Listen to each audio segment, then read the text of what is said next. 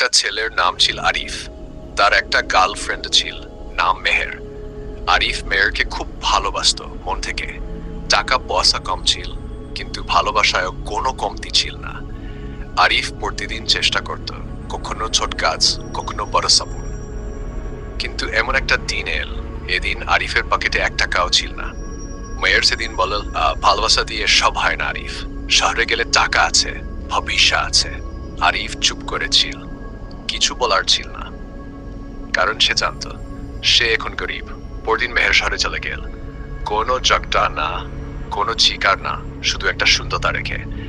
আরিফ সেদিন খুব কান্দেনি, কিন্তু নিজের সাথে একটা কথা বলেছিল, ওপেন কোট, আজ আমি গরিব, কিন্তু একদিন এমন হব এন টাকা আমাকে বদলায় না, বরং আমি টাকাকে বদলাই।